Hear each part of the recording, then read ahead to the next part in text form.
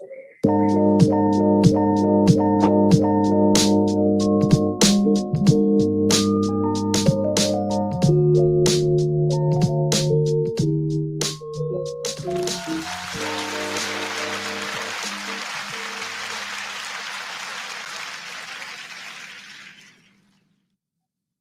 now, hey y'all, what's going on? Happy Thursday, happy October all over again. What are we, 3 weeks into this thing?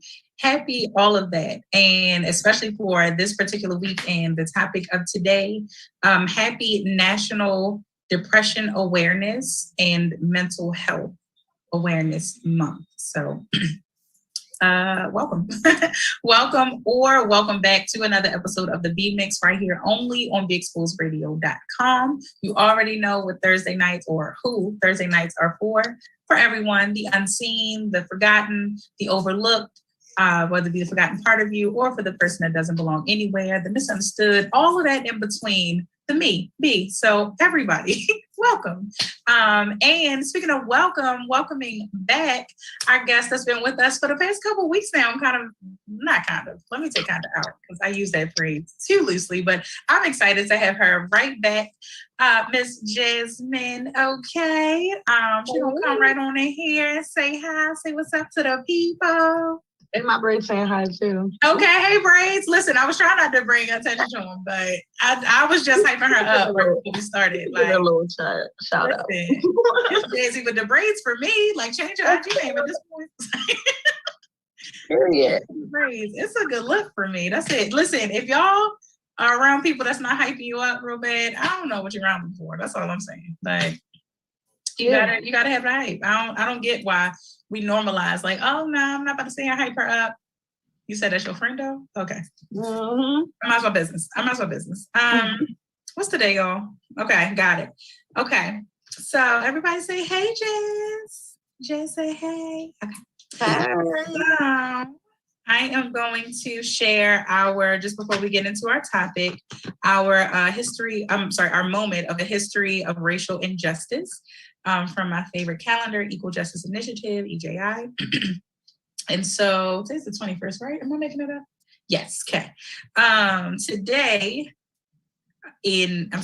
today, but this date in 1835, a pro-slavery white mob assaults white abolitionist William Lloyd Garrison and drags him through the streets of Boston, Massachusetts. When you get a chance, look up Mr. William Lloyd Garrison and just get a glimpse of how our non-pigmented, non-melanated brothers and sisters, okay, how they will easily, I think I can confidently use the term easily to describe how they turn on their own, right? Like it is bonkers to me of just how they, I'm sorry, let me finish that statement. Not just turn on their own just because, but turn on their own for supporting us, for wanting better for us, for even going as far as considering equality for us, or to start scratching at the surface of equality, because we got a far ways to go. And at this point, I'm not trying to stay here long. At this point, I don't even know if I necessarily want or maybe it's just how we define equality. But I digress, because for real, like, I don't know, because if y'all don't respect yourselves enough to where you can't allow yourself to respect another human being, I don't necessarily know. I don't know if I necessarily want the exact same amount of respect that you have for yourself then, because to me, it's lower than what it is that we're expecting and that we deserve. But again, I digress. I'm just, minding my business like I love to do. Just saying, but like dragged them in 1835. We talking about, take that out. I'm not fussing, but I'm saying y'all because it's really not my thing. I don't think I've really ever been like, oh, I'm about to drag somebody, right? But I've heard the phrase and heard the term. So just to those of you that have, utilized this term and meant it and carried it out, no judgment, but, so to y'all, like, this is a phrase that we've heard in recent terms is my point. Like, but 1835, they dragging their own people just for wanting to think about helping us. Cut it out. Like, they've been dragging. All right, I'm gonna leave it alone. So. Yeah. it gets me every time. They gets me. Like they just don't. They won't. Moving on. Shout out to William Lloyd Garrison. Appreciate you and what you were trying to do. Sorry you got dragged though. But they physically dragged them? Yeah. Like literally. And then I'm not laughing at it, sorry. Because what I'm assuming is that now I might be this might be my ignorance peeping out here, y'all. But is this back in the time of like they on horse and buggy? Like, or is this the old Ford cars? I don't know when the Ford was made, so don't mess me up. Any history buffs? Huh? I think that was during horse and buggy. Right? I think 1835, that's definitely giving horse and buggy. So in my mind, I'm thinking, because what story is it? I know it's something in, I don't know if it's high school or college, probably both actually.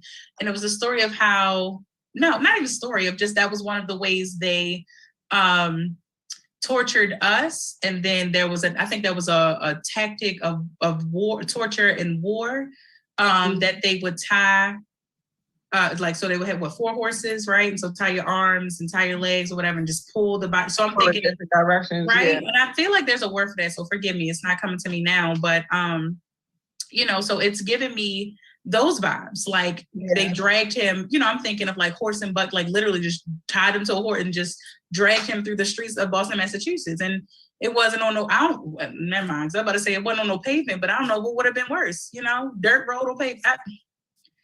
The point is, I'm sure the point is it was torture. Exactly. Right. Exactly. The point is it was not pretty. Like it was not fun. And all for him just trying to, Lord.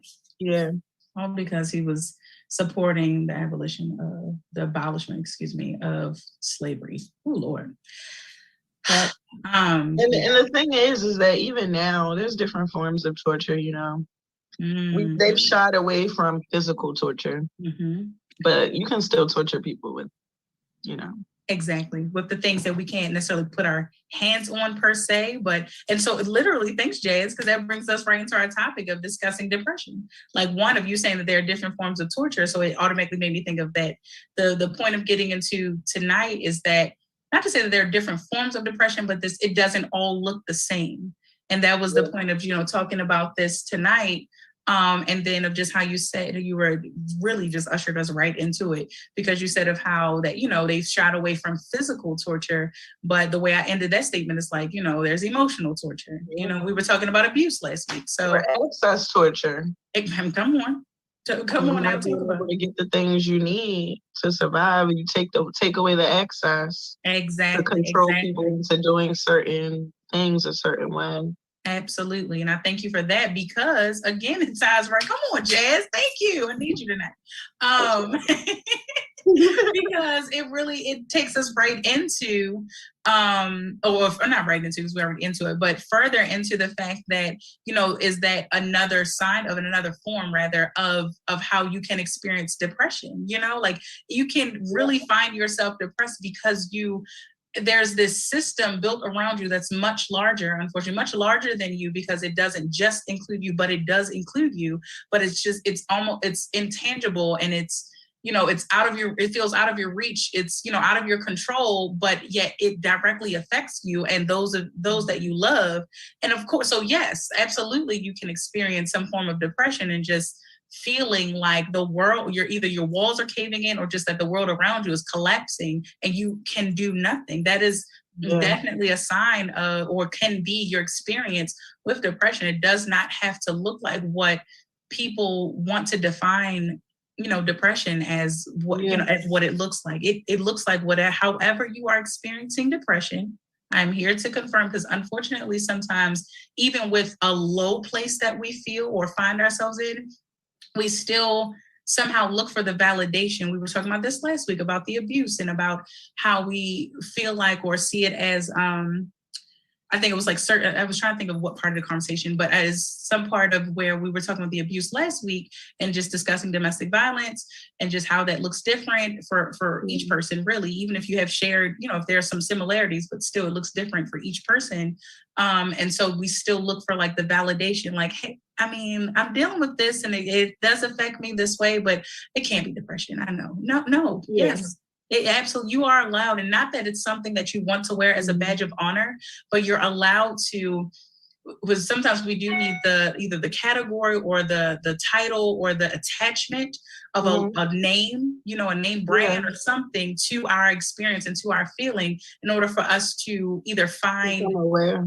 Right, exactly. Find awareness, or like you said, become more aware, to find the support that we need for it, to find the hope in overcoming it. We need to put a title on it. And I do wish one day we can kind of get away from that, but at the least just where we are as a people, as a society, that we do, I'm okay with the fact that we just need to be able to kind of label it in a sense, to be able to walk through it.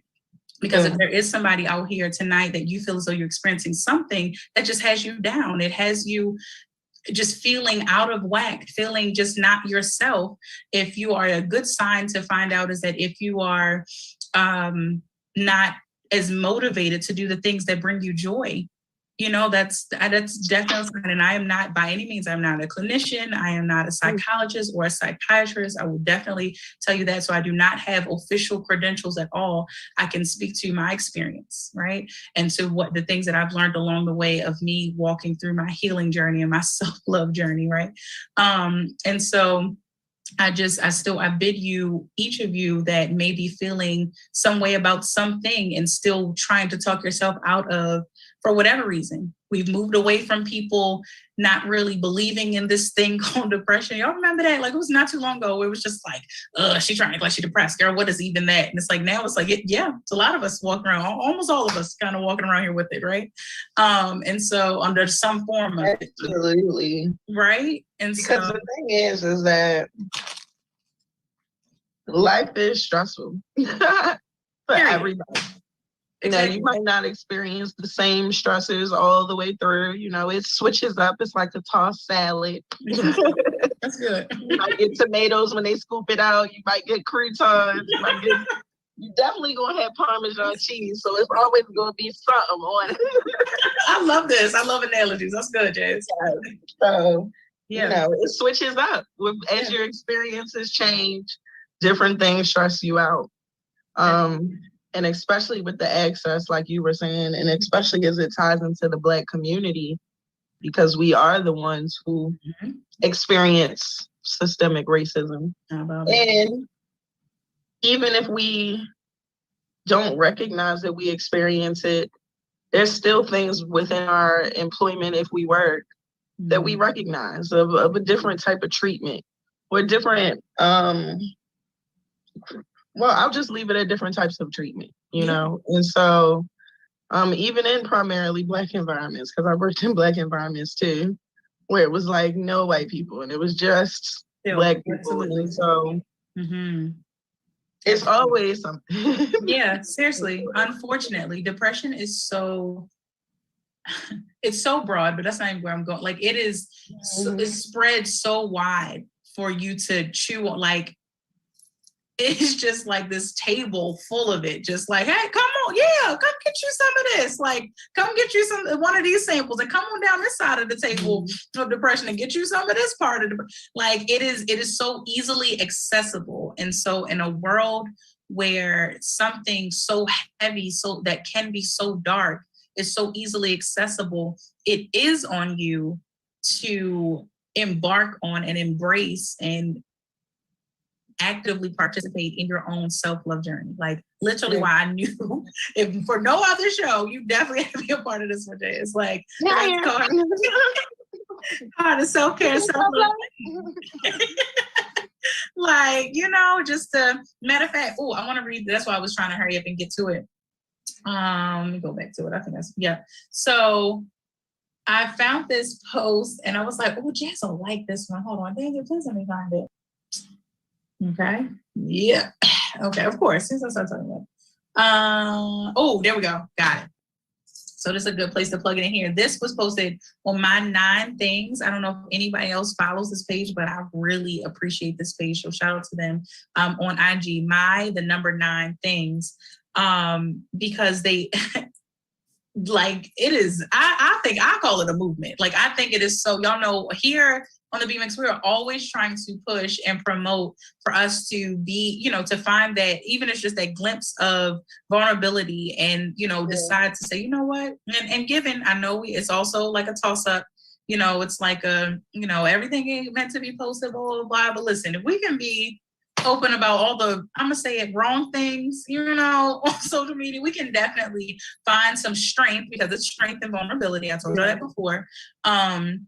We can also find the strength in, getting around to even posting and opening up about, some things that we are really working through, because we have to normalize it, because if it's common, we have to normalize talking about it. That's the only part that you're normalizing. You're not normalizing depression. It, unfortunately, is already normalized because it's so common, but we don't have to normalize sitting and sulking in the depression. That's my point. So for any of you that are dealing with and experiencing anything that just strips the joy that you once had from you, you may or may not be, because again, I'm not in a place to diagnose it, but you may or may not be experiencing depression. And I urge you, I bid you, I almost beg you to reach out to someone, in a, like, professionally, right? Yeah. To seek some help, really, some mental help, and it's okay. I'm here to tell, we're both here to tell you, we're all here to tell you that it is okay. So here's what the post says. I'm sorry, I got away from it, but the page, it encourages people to post. That's why it's called My 9 Things. It just writes out. And I mean, some people write some like heavy stuff, and everybody's life is different. But I mean, I love it. So this post says, though, so it was very different than what they normally post. And so it says, your self-love got to be stronger than your desire to be loved. I shared that too the other day. Did you? I didn't see that, girl. I saw my stories. Absolutely. I love it, because I was like, I thought right of you. I just saw it earlier today and I saved it and was like, ooh, I gotta say this on the show. Jay's gonna love this one. Like, that was exactly it, because that brings us to, I guess, another arena of depression. Yeah, one more time, Benia. Oh, yeah. Your self-love gotta be stronger than your desire to be loved. Yeah. Isn't that good? It's powerful. That's right? That's so powerful. Like, that would hit me like, girl, yes, because... Especially in a world where we push to, seek outside validation. Okay. And so in one way or another, and most of the time it's done sometimes just through shaming, people make fun of how people dress, people do make fun of things that people are into that are different, and that is all a part of self-love, of you being okay with how you look, how you show up in the world, and not basing it off of what other people have to say about what makes you feel comfortable. Now, if you move in a place where you're always thinking of it, like I used to do, not in all arenas, but in some, and for some of the different things, it was different people who's accepting I wanted to experience. In some ways, it was my family. In some ways, it was my friends. In some ways, it was strangers. And so, but in all, they weren't necessarily coming from me, and what I loved about me. Yeah, that's good. That's good right there. And I love that you even mentioned strangers, because the validation is overall the healing process and your healing journey and self-care and self-love journey all matriculates or helps you to matriculate through life to get to a place where that you're able to what's the word I'm looking for? Oh man, dang it, I lost it. I'll just say that, for lack of better words, like to find yourself comfortable with the pieces of you that are innate, that just come along with the package, the way you were made. So as human beings, we naturally have a sense of kind of like validation, or kind of a sense of belonging, really. Which to me is right there on the fine line of validation. Like you almost, so when people walk around and believing, like, I don't care what nobody say about me, you kind of do somewhere, and it's okay. That's the thing. Like, that's the part. And so Exactly, right? Human nature. And so it's okay. It's like we're always trying to rebel against being humans. And that's never the case. I mean, that's never the key. Like, that's not the purpose. That's not the mission. That's not the mission of the human race, of the Black community, of anyone, like a Christ belief. Like, that's not the goal to shy away from, like, no, I'm this and not human. No. You're a human being that is this. You're a human being that's this. Like, you're building a human being is like the foundation. That's how you were made, who you are. You could have came out, you could have been a dog. Then you would have been a dog that lives with Jasmine. Like, you could have been a cat that lives with Benia. Like, you're building on that, not, oh no, I'm no longer a cat because I live with Benia. No, that's not, I'm no longer a human being because I believe in Christ. I'm no longer a human being because I, experience, even we can take it to the other end of this, once you experience not so good things that attach to your name. So when I'm no longer a human being because I experienced depression, no, you are still a human being that has now experienced depression or is currently experiencing depression and now needs to nourish your human side, your human nature, to get you to a place where you're balancing that and where hopefully you're more of a human being than you are that depressee or that person that is experiencing depression. I do want to be clear here because I just corrected myself. Here's B-tip of the week that, and I heard somebody talk about this, I feel like last year, truthfully, but in some recent time, everything seems just, I'll keep saying recently, but it's all meshing together. But B-tip of the week. The last 2 years was recent. The last 2 years was definitely like the last couple of years. Like, it's definitely. Yeah. It was just a couple months ago. Like, no, that was March 2020. Exactly. So I was like, yeah, because we've been in the state, I think, what is it, 18 months? I was like, wow. Like, yeah. Wait, okay. Wow, over a year. Okay, that's a lot. Numbers help me to put things in perspective. But B-tip of the week is to remember not to, because when we talk about validation and we were talking about what's attached to your name, you can wear your attachments, but you absolutely do not want to allow them to wear you. So you keep that in mind as far as when you're thinking about especially mental health, because we say, and follow me, y'all. Don't lose me. I don't want to lose you here. We say somebody, and because we're thinking about things that we don't want to be attached to, right? Of course, we will attach to good things all day long, but let's focus on just the things we don't necessarily want to be attached to our names or we don't want to attach to. So we'll say somebody has AIDS. We'll say somebody has diabetes, even though we'll say, they are diabetic, which translates to they have diabetes. We'll say that somebody is asthmatic. But yet we'll say that it will make you wear more than I'm trying to separate this. Will make you wear a mental health issue more than a physical ailment. Yeah. So we'll say that, you have depression. You are schizophrenic. Or you are depressed. Right. You are depressed. Can I just have depression so I can help to keep a line, even if it's a thin line some days, but can I just keep some type of separation between me and depression? Can I do that? Because I also want to be very clear, I guess this is your second B-tip of the week, just kind of all rolled into one, that it is also possible to, this is opinion speaking, it is possible to overcome, whatever word you want to use, to work through, to even loosely use get over, but it is possible to get past depression. Like, it is possible to the point where you are not wearing that so heavily every day, all day. I kid y'all not, this is something I'm experiencing more recently.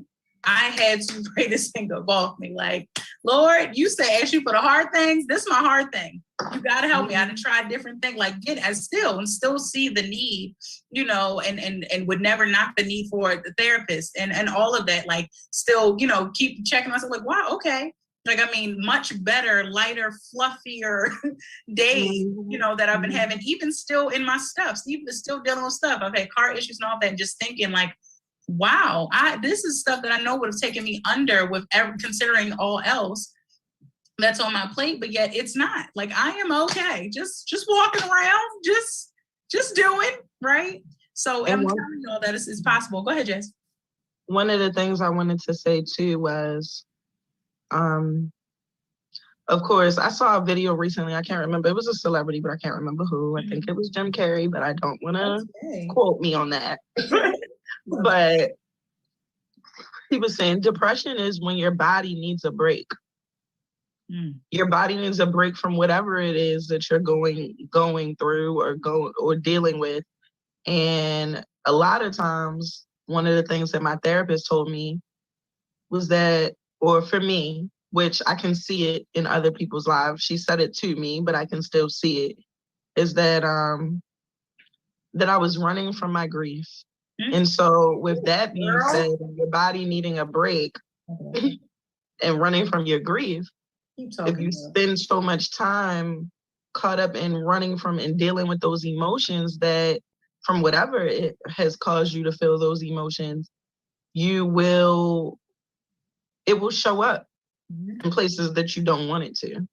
And so one of the things I also saw a meme on Instagram was, if you don't work on yourself or heal from your childhood or heal from any trauma that you've experienced, it'll show up in your relationships. And that's a big thing because, some people don't think about the fact that, most of the time, whoever your romantic partner is, that's who you're going to be giving most of your time to, most of your energy, especially if you get into a more serious relationship where it's a live-in or a marriage. And then now you have this person who's with you all the time, like, and even with children, of having these people who are with you all the time where you have to remember to put yourself first. And I absolutely believe that therapy is a form of self-love. Because ultimately you're showing up for yourself first. You can't effectively show up for anybody else until you work through that pain. And sometimes I think people get caught up in like, oh no, I'm sad, I'm depressed, I don't want to feel this way. And so they want to like rebuke it, but also remembering that if your body is sending you through to that place, then you got to be there. You have to be able to pull yourself out of it as well. But you want to be able to experience those emotions, fully process it, because you can't heal until you start to. That's good. I don't want to say you can't heal till you fully break, but you can't heal until starts. A lot of that process is over. Like if you get a surgery, they might, if you have something physically wrong with your body and they have to go in and do surgery, your body's not going to heal until they go in and do the surgery. Absolutely. Yeah, absolutely. It made me think of, I don't know why, but it made me think, as you were talking, it made me think of a push-up. Like you don't, because this is my challenge right now, y'all. I am trying, okay? But it's funny, my trainer is really getting us out of using the word try. But so I think of like doing push-ups. And so like, I feel like I've just never really had upper body strength. And so I think of like, well, I'm not able to test my strength or the lack thereof and acknowledge where I'm starting in order to measure my progress, meaning that I have hope in my progress. And I'm also not able to build and actually give the content to that progress. I'm not able to build it until I go down and then try to do my best to push myself back up like I have to. And then you repeat it after a while, but the point of just like the healing comes from your brokenness. Yeah. Point blank period. That's it. And so I just want to reiterate the fact that sometimes you gotta go through the bottom to get to the top. That's really it. And if anything, I know I think scientifically it's proven that it's like the quickest way to any destination or between two different points is a straight line. I get that. But life is not linear. So like okay, mine is back. Like, oh, wait a minute, we gotta do that. 2 hops, 2 times. To remember, this is not necessarily, I guess, related to depression, but I believe everything is connected. I was just going to say. Sometimes we have to go back and learn lessons because we didn't take the lesson from the experience. Absolutely. And so we'll wind up getting caught in a life loop of like, just like, for example, I guess a better example, I'll use relationships because I feel like everybody's dated. But, you deal with somebody who ain't worth nothing. as far as showing up for you the way you showing up for them. It's not a balance. It's not an equal give and take, whatever. They're not loving you the way you deserve to be loved. And maybe y'all do break up. But you didn't learn that you wasn't supposed to accept certain things. And so then you get involved with another girl. You meet another person who has all the same red flags as the last person. And then you ultimately are putting yourself in almost the same situation, just a different person. It's a different person, same situation. That's good. That's so good. Learning from those experiences, even with just like the workplace recently, I think I told you about like, I was an art teacher and I lost my job from racism. And not lost, like they removed me and my co-teacher out the school because we didn't get along. Now, recently come back around, same organization offered me employment again this school year to also teach art in the same environment. It's funny that we talked about the dragon in the beginning, but same situation, different woman, but same situation. A woman who wanted to be a lead teacher, but is being put in this co-teacher position, also with a woman of color. And we already know a good amount of them have a superiority complex when it comes to us, especially if it's something that they've been doing for a while, or if they see that in my particular situation, being an art teacher, I don't have any resume. I'm making up words, but my resume other than that being an art teacher to say that I've ever worked in art. And so, some people can look at that like, she's not qualified. But the other component of that was experience working with little Black boys and girls and working in impoverished environments. And so in working in an educational setting and to have an interest in art. And so while I did not have any of those things on my resume, I didn't have the art on my resume. I had everything else on the resume. But even still, taking a look at that situation, I slightly went on a tangent, but I just kind of gave y'all some backstory. But I went into the situation, I saw all the red flags from last school year, right? Or the school year before the pandemic, and saying, this doesn't fit for me. It doesn't work for me. It sounds like I'll be reliving some trauma if I go into this situation. And, working as a teacher is already a stressful job. You don't want to have to add on the person who you're working side by side having a power struggle with you on top of it. Right. So, absolutely. That's just one of the, go ahead. No, please, go ahead. I was going to say, that's just one of the examples of recognizing where sometimes you may have to remove yourself. We do live in a society where, work is a thing. Like, oh, you don't have a job, so how are you going to live? But I've come to a thing where I start to say now, what is your happiness worth? Okay. And when it comes to dealing with work. And so it's like, yeah, they're going to pay you whatever amounts of dollars. But how are you going to feel while you're there? Because you're there a good amount of time. Right. Every day that you leave, how do you feel? What's your energy level? Just saying. And yes, that is important. Like, oh, no, it pays the bill. No, that doesn't outweigh my free time, my freedom. It doesn't outweigh my energy, the energy that I have once I leave. If I feel like I got to rush across town, pick up my daughter from school, and then that's it. I barely want to make dinner. I'm hoping she could just eat whatever and go to sleep on her own. Like, that's not the life that I want. But I don't even want to chime in there. I really wanted to go back to... One second. Oh, yeah. And nobody wants to be disrespected for 40 hours. Like, that's the biggest deal. Receive ill treatment just because, hey, we paying you for this disrespect. Right.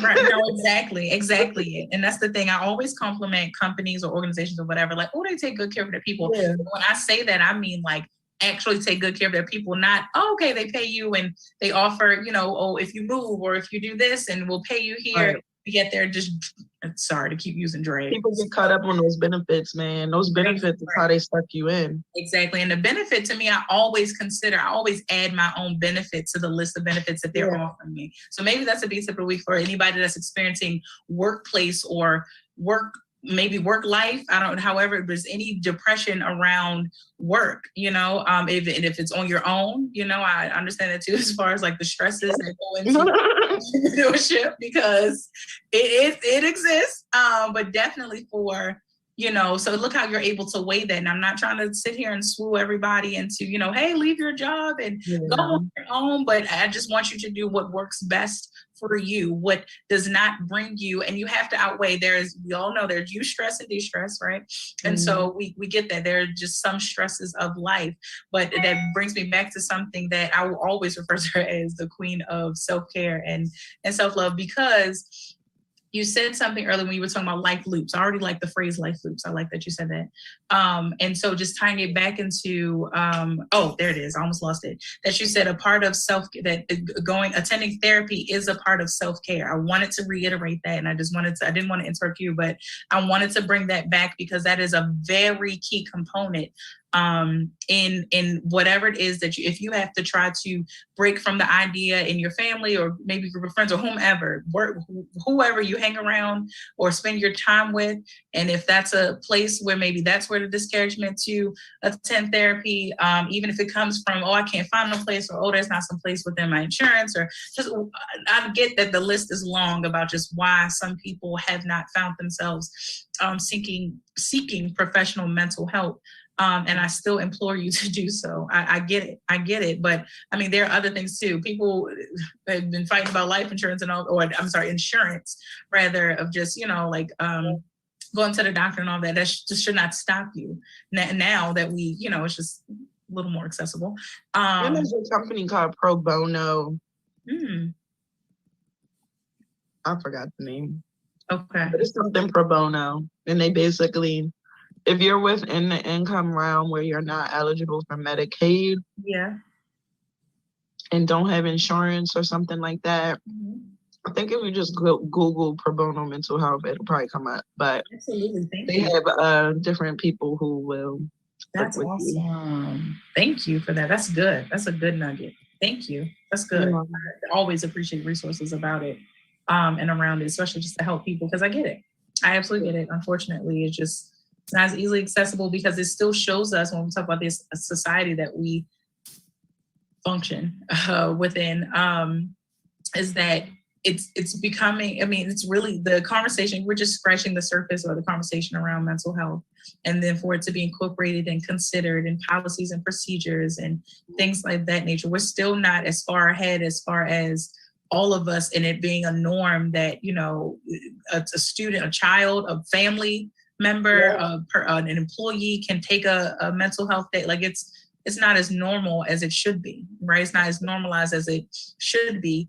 And so here we are. And so we really have to push that envelope, and the sad part is pushing the envelope just by taking care of yourself. That's what's sick about it to me, but here we are. So just, and I just to tie everything in, what I was saying, just reiterating what you said, Jasmine, is that when we talk about these life loops, that if you are still on the edge or just kind of, what do they say, like kind of rocking yourself on both sides of the fence about even looking into therapy. And this goes for anybody that may have, sought after therapy before, whether if it went well or went wrong, maybe you need a new one, whatever case, you get back on that horse and figure it out. It's well worth it, because we all have issues with, because I'm still thinking of when we were talking about like the straight line and saying that life is not linear.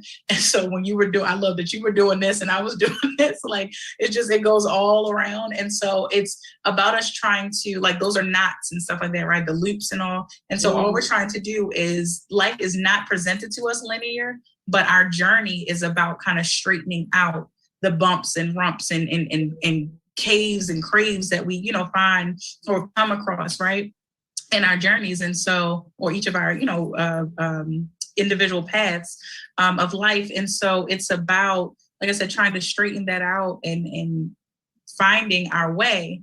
And one of those things to help you along the way is that once we figure out that it's not always easy to untie these knots and to figure out what was a knot. And you might have thought like, oh, shoot, I didn't even know that was a knot. My bad. I didn't know that was a split end. I didn't know that was I didn't know that was wrong for me. Right.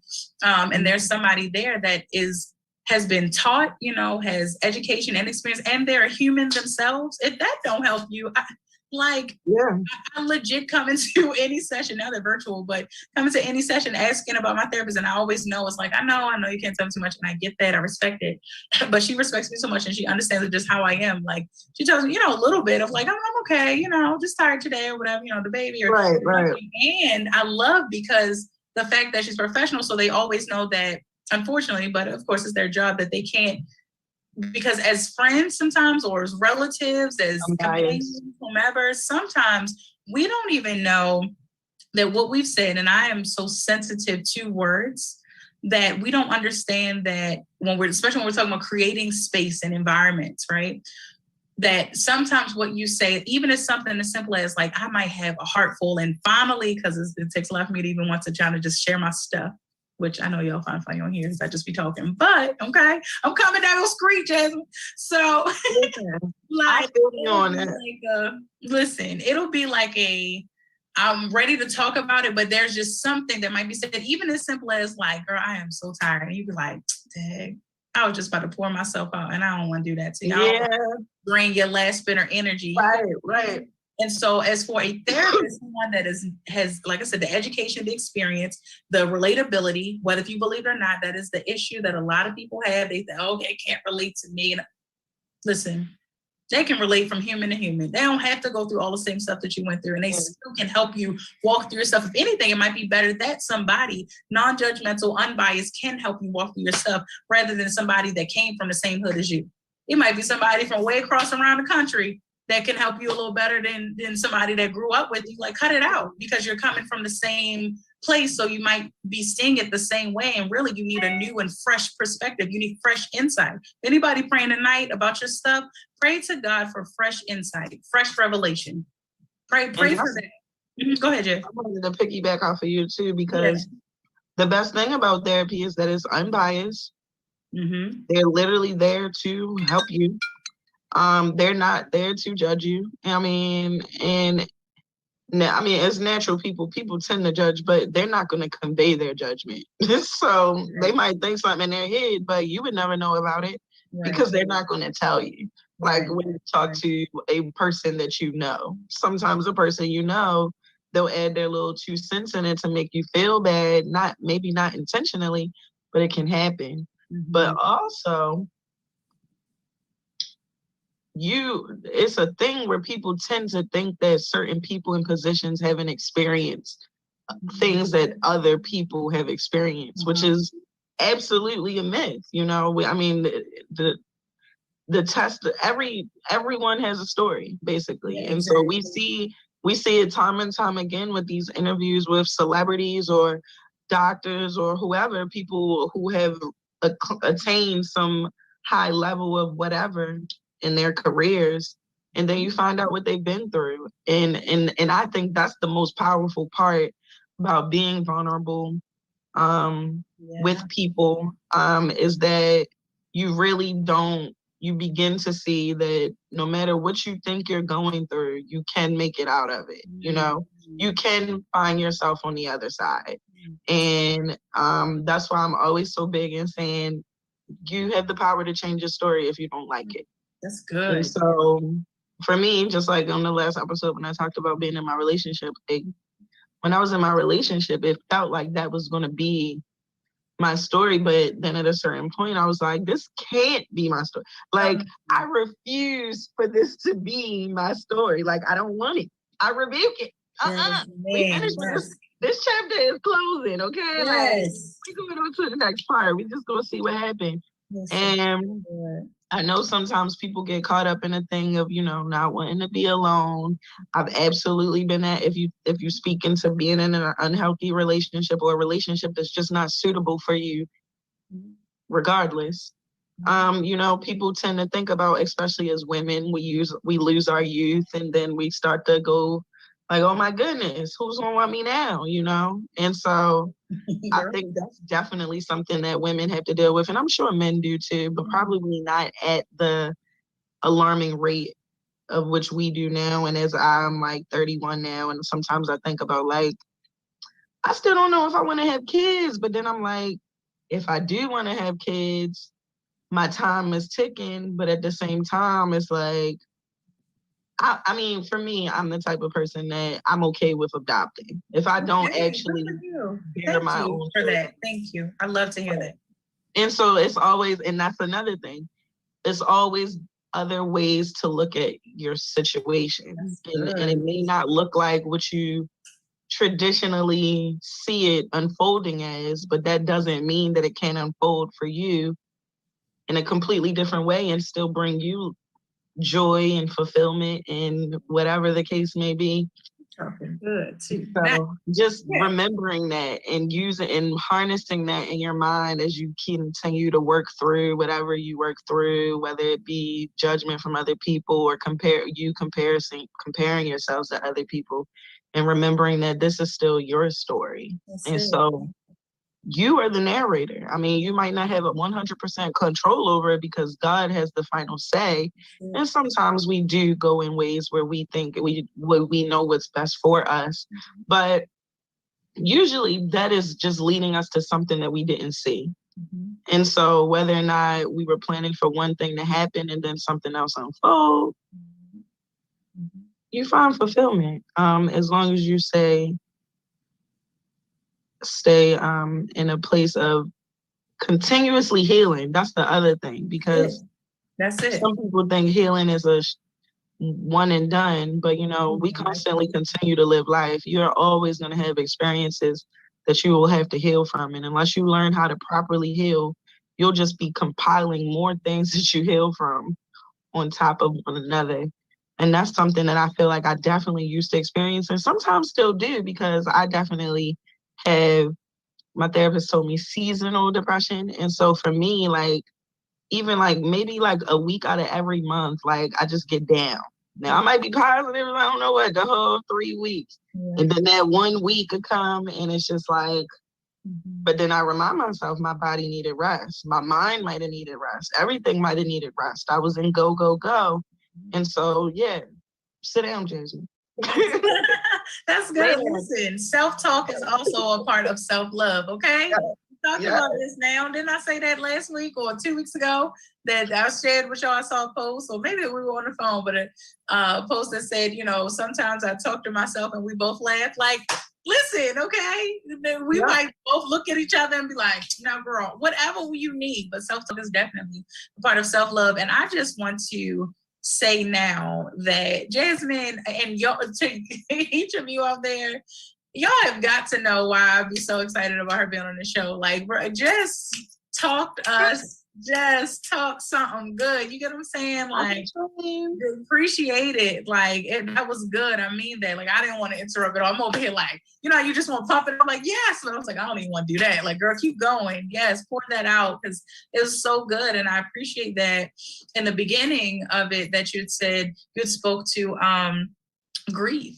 And grief within depression. And I wanted to share a post. That's why I jumped like, oh my gosh, yes, but I did not want to interrupt. Okay. But we talked about like grief as far as our old way, or not old ways, sorry, but our like experiences, right? Our past experiences, past traumas, and to grieve, from those. But also this post really brings it to even the other side of it. So even though it's technically in the past, but it pertains particularly to the future. Present and future. And it says, no one warned me that coming into your own also includes grieving the life you were conditioned to believe you wanted. So we can talk about all day of, of course we talk about our traumas that our families put on us and things like that, and different environments that we've grown up in, and just, the stresses and pressures, of those, but then the pressure we put on ourselves. And we even talked about something mixed, I don't think last month, I'm not even sure, but just of letting go of, just the relieving yourself rather of the pressure that you, or the life that I'm trying to think of how I put it, but I just remember it was like, as children, we sought out and drew this life up for ourselves before we even knew how it felt to live as an adult. 8-year-old Benia talking about, because I'm married at 25. I'm happy. Girl, at 20, girl. And no knock to anybody. Trust me, please do not take it that way. But again, just like Jasmine said, that it is an individual path. It is your story. I jumped out of my skin just now when you said that. I literally, in my book, y'all, I literally won when I have 2 dedications in my book. One to God, and then the second to my high school English teacher. But in the dedication to God, I literally thank him for being the author and finisher of my life, but allowing me to be the narrator of the story that he's always been preparing for me. So that one, but then the piece that you spoke about that it's your individual story and that you have the power to change it if you don't like it. Yes, that gives you the power right in it. And that's the power, the power within you that he gives you, to be able to change that. I mean, it's all about that, yo. I got all this energy. We're going to take a commercial break real quick, and we're going to come right back into this thing because I'm like hyped. Jasmine got me hyped. So, BRB, y'all. BRB. It's a brave trailer like extra. I've always been an open book. And it was time to write the story that God has been preparing me to share. Dear Tombstone is a glimpse into all of the hardest things that I've dealt with and that were sent to kill me, deter me, and delay me from fulfilling my purpose that God has set over my life. It is a journey down memory lane for me, but hopefully it encourages you to tell your story. It's now available on Amazon.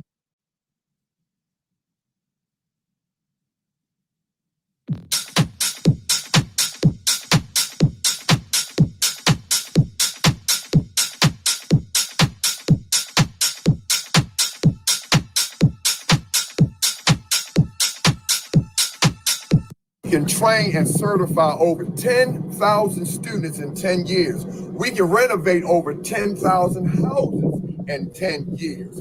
This is the Inner City Trade School Project, sponsored by Get With The Program. It's our time and it's our turn. I feel like once we address the needs of the students, we can ensure that they'll be successful in the program. The main idea is to know the safety of the program. And do Black Lives Matter? Yes, yes. We're going to show you how much Black Lives Matter because we have a solution to the problem. This school will help change the mindset of our young Black men. And that's what we're trying to do, bring pride back to our community. Substance use, anger management, mental health. So here at the Inner City Trade School, that's what we're trying to build. That's what we're trying to create, an environment for our people to thrive.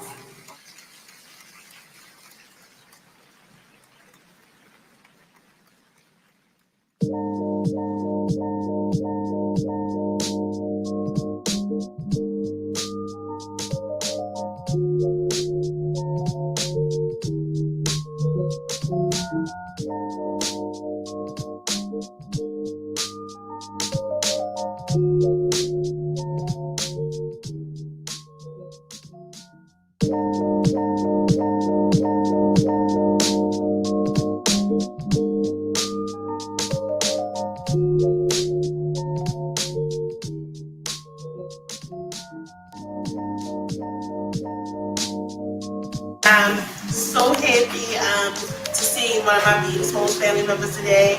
I want to get back on the station, but I definitely run my ad for my business on Be Exposed Radio.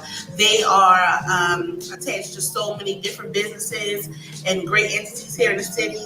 If you have a business, you definitely want to put your business out there, commercial, shout out, anything, and sponsor one of the great shows that's on Be Exposed Radio.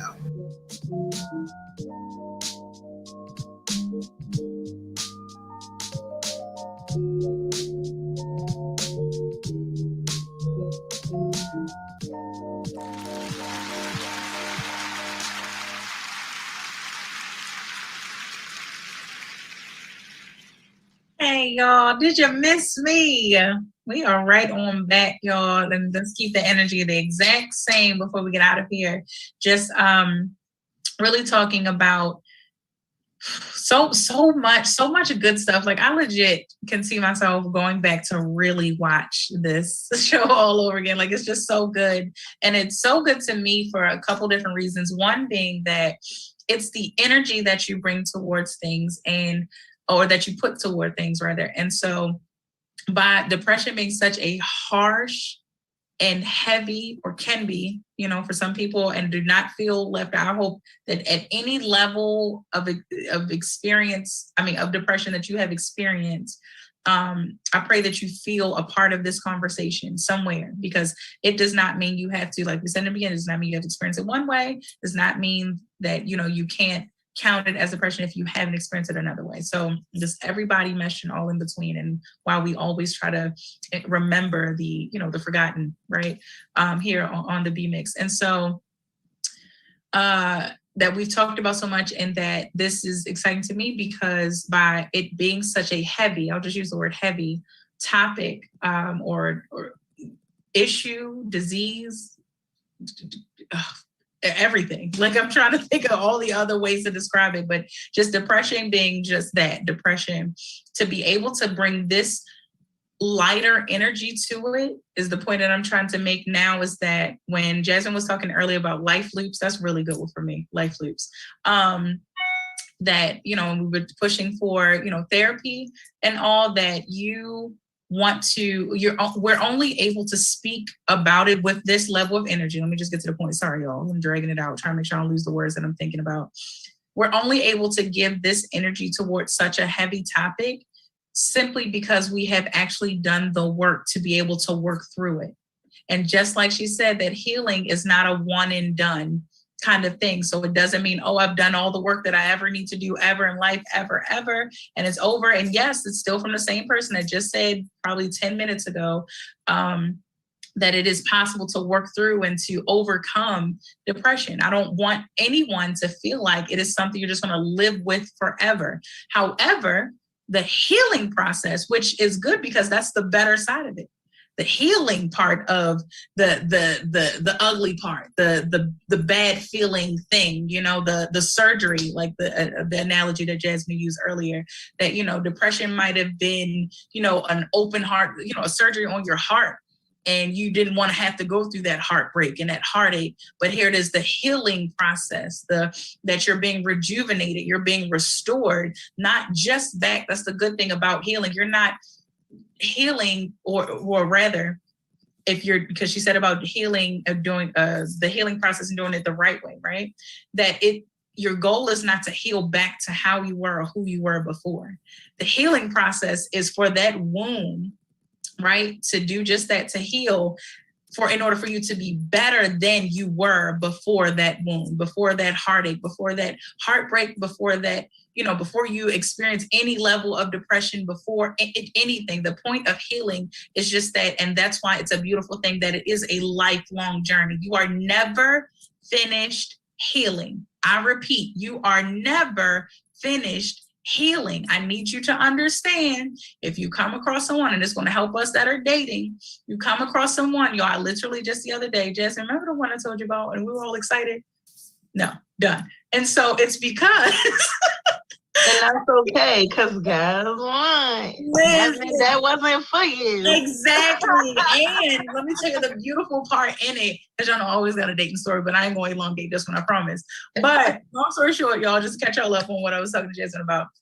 This guy I met, and I was like, okay, like, all right. But what I was able to recognize, and you're able to recognize these things because I was able to recognize things because so I'm saying for you guys, like for you, you're able to recognize these things in other people once you do that work. So no, you're not doing this work on self or self-care, self-love in vain. It's not null and void. Like, it is for you to be able to be more aware, because we're talking about awareness of depression, right? Mm-hmm. Pushing for mental health screening and all, so I've done this work and able to recognize and acknowledge it in other people, even if they can't. So that's where discernment comes in. But even if they can, and I was able to at least have a good conversation, that's what was really good about that. Have a good conversation with them to explain, like, bro, you operate from a place, like, I'm not built to deal with that. If you are mad about something that's small that you blew up at work, and now the next day you're texting and just really withdrawn, and is this you on a regular basis? Okay, yeah, I'm not here to sign up for that. And that's what I want you to deal with that. I literally I'm legit basically like breaking up with him in a sense, because I say this because it's not like it was a full relationship or anything. We were just like talking and getting to know each other, and thought, I keep meeting these like really good guys, right? That turn out just not to be the one. So beware, people. You can meet good people that still are not it for you. That's the point about doing that work in the healing journey, ain't it? Like, you don't want to just be like, this is a person. Oh yeah, let me fall for them. No, baby, the good people cannot be good for you either. Just because they good on paper don't mean that they good for you. Okay, listen, okay? Like, I legit wound up talking this man through a whole exercise. Like, listen, when you get home or just at some point in the near future, I was like, I'm not taking this conversation to a whole nother level or anything. But at some point I was like, I think he had recently like moved into his own place to a new place.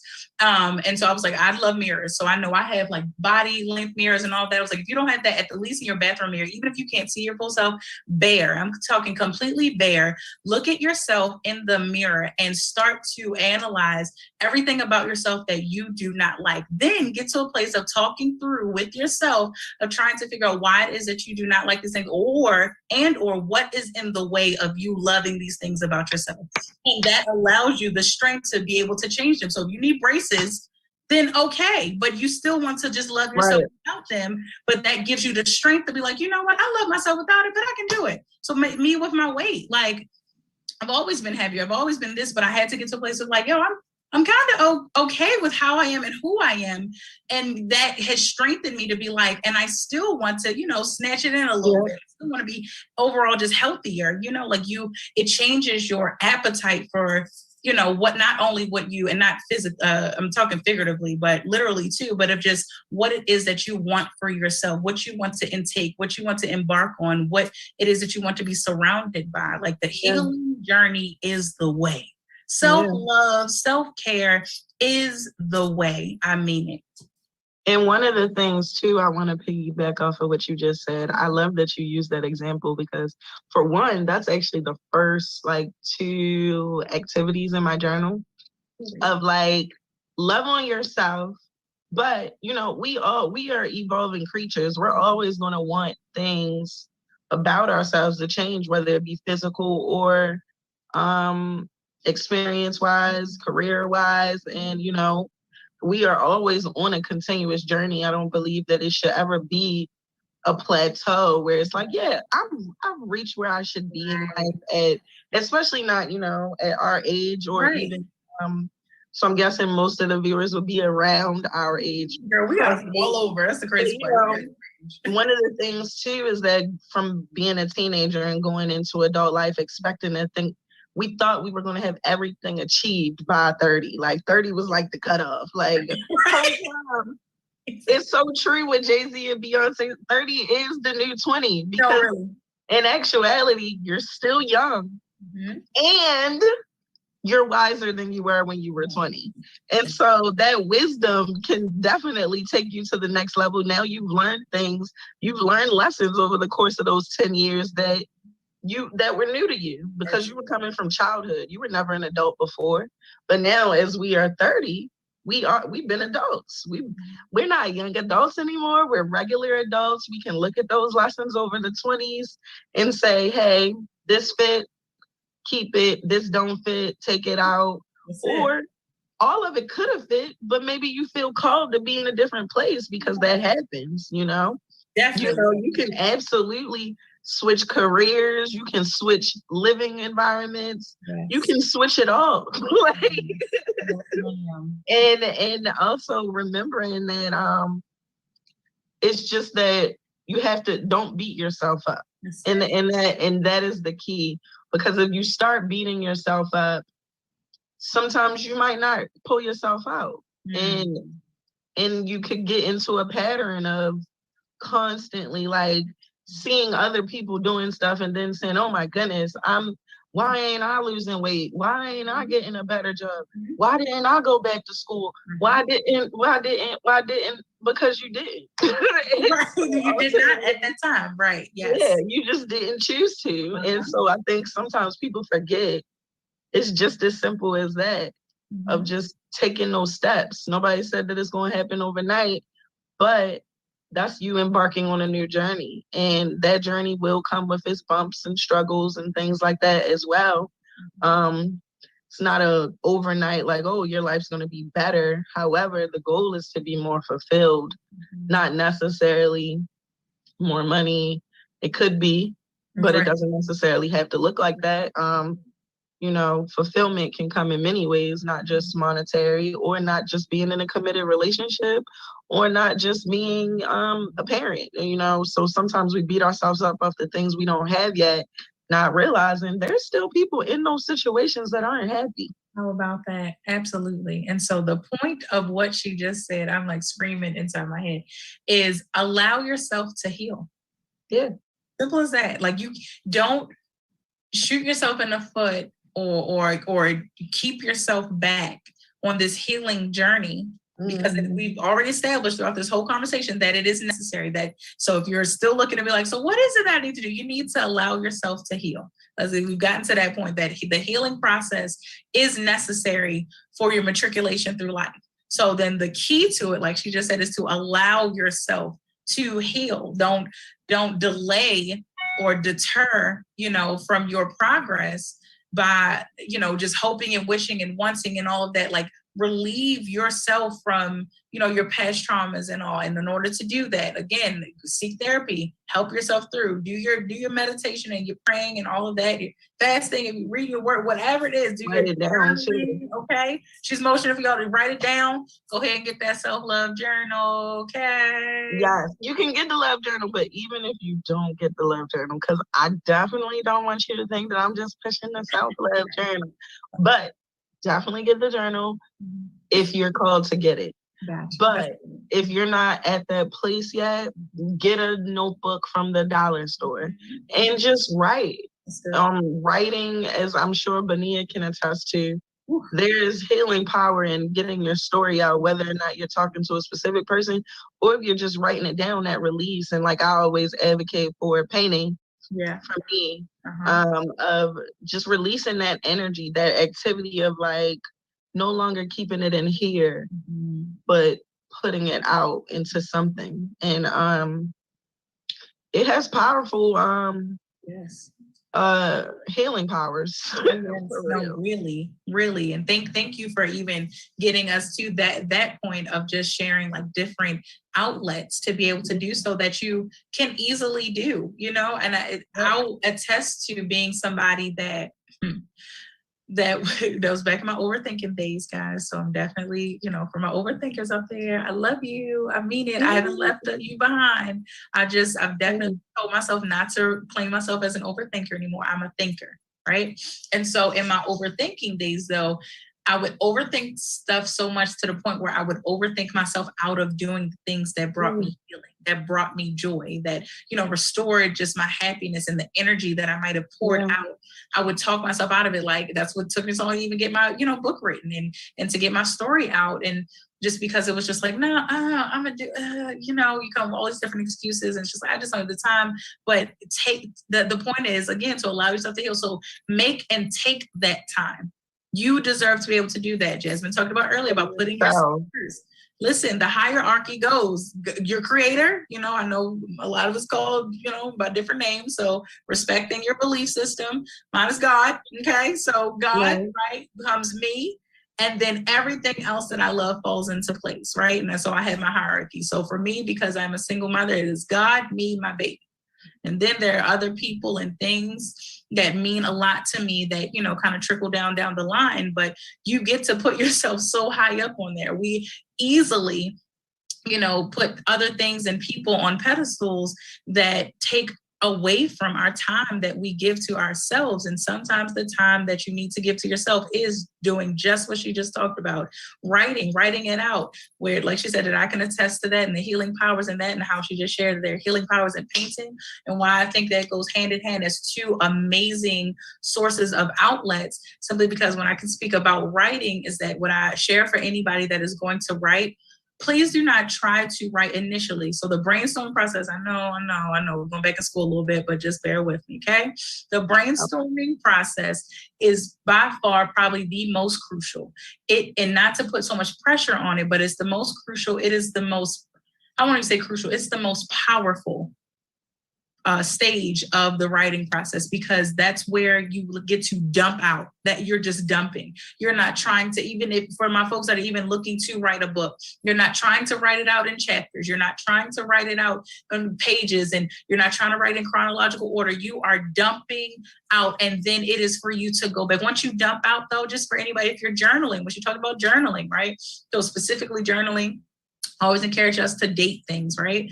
And so when you're dating something, even if you write something tonight, write something tonight, write something tonight, date it. And even write yourself a love letter. I'm big on I those. was getting to it. You took it out my mouth, Jasmine. Guess what I got? My letter.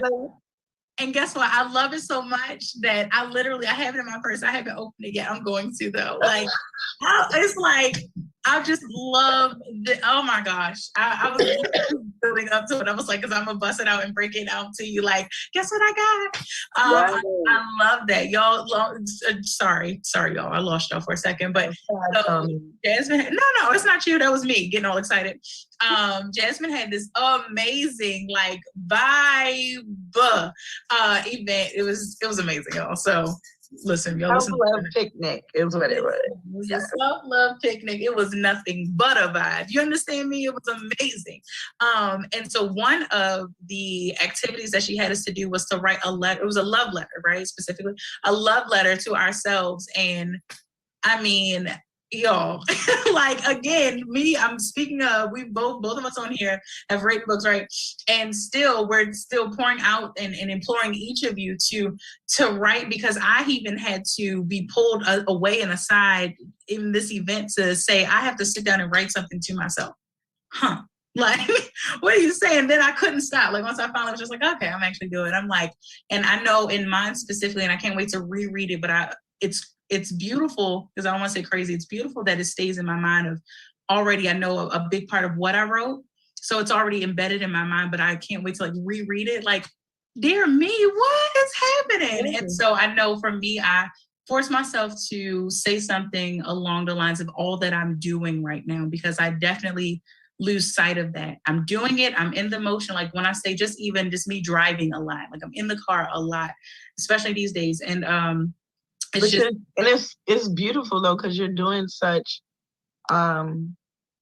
selfless work, you know. And even though we push self-love, I definitely also like to remind people that a good portion of practicing self-love is also practicing gratitude. And so caring about people outside of yourself is important, and just having a balance. Absolutely. But another thing I wanted to piggyback off of that you said before we get too far away from it is that I said writing and painting, but really creative outlets in general they send you into a meditative state. And so it really allows you to almost mindlessly be in one with your thoughts, your feelings. And I know that one of the things that people say about meditation is that, you know, people think that their brains will, like, completely clear out. And that's not necessarily true. No, it's not. You will have thoughts, but they tend to go a little further without any distraction than they would if you were, say, watching TV or doing something that's drawing your attention, where writing and painting is all, or drawing or dancing or anything, because I think so many people get caught up in, like, small things that are most frequently shown as far as creativity, but creativity spans across realms. Like, you might want to act. Maybe take some classes, you know, like, just something that explores a different side of yourself that you may not be able to tend to in your everyday life. And it gives you a place to be able to remove yourself from your expectations, your responsibilities, your demands, and just be free, you know, and almost in a childlike manner, where before you take on those responsibilities that you take on in adult life, you know, and as a child, you're a little bit more carefree, and you can go into those environments and be more present. And I think it's important for us adults to remember that we are still children. We just got bigger and got a job. That's it. We get to have the fun. That's the point of it. Right. We can still have fun even as adults. And I really just I appreciate all that what you said, because what I conclude from exactly what you just shared is that the point is to invest in yourself.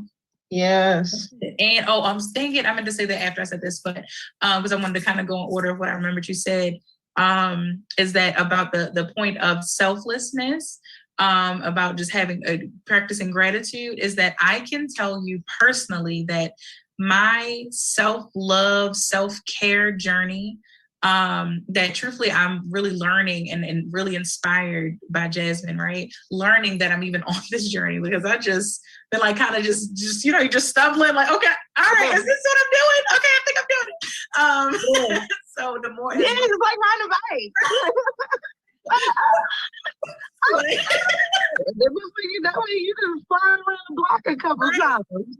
Right. Exactly. That's really my life right now. And it's so funny because I know people say you never forget to ride a bike, but I swear I think I forgot. Anyway, so that's why I love the analogy about riding a bike. Like, yeah, that's exactly it. So, but it is, I'm really inspired and I'm motivated by just like the content that you put out, the work that you're doing, you're just everything, truthfully, right? Because you got to take time to give credit where it's due.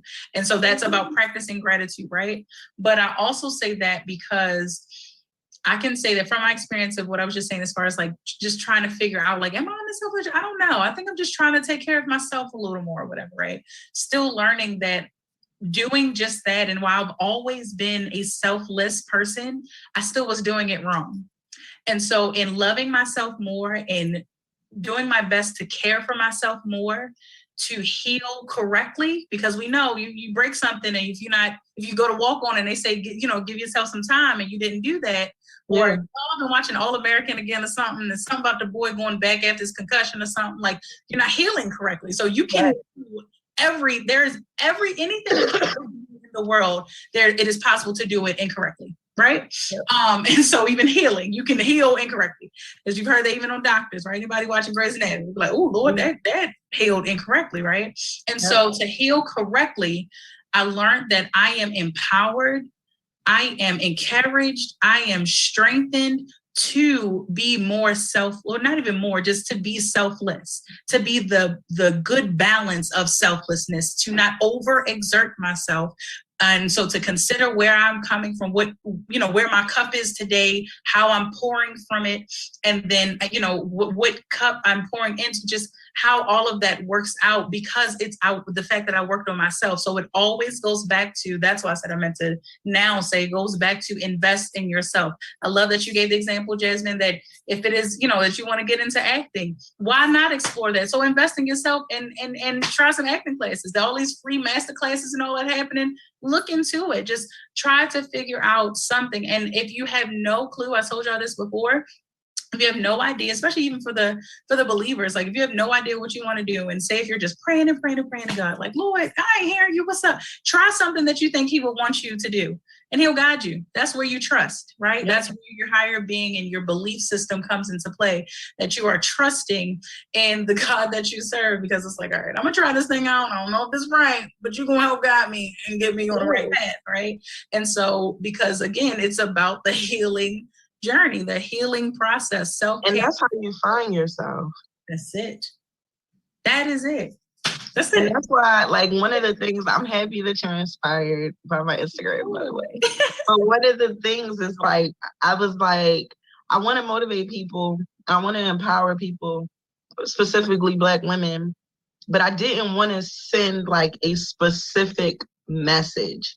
And so for me, it was like, okay, I know that I'm doing these certain things, but that doesn't necessarily mean that will be everyone's interest. Ultimately, that's why I push so hard for the self-love, diving deep into yourself, getting to know yourself, so you can know what your purpose is, and continue to lean into it. And once you recognize it, and I absolutely am an advocate for it, it may start out as a hobby. It may not be anything that you're planning to do. But as you step into different rooms, conversations will develop, you know? And so, I mean, I was trying to make that an analogy, but I guess that could be literal as well. Right. But, but yeah, you go into a room full of artists, then you might become more interested in something artistic. You go into a room full of doctors, you might be like, hey, maybe I can be a doctor. And so I shared a post on my story the other day that was like, the woman who directed all of the Powers, she didn't pick up her first camera until she was 32. And Samuel Jackson, I think, didn't start acting until he was like 27.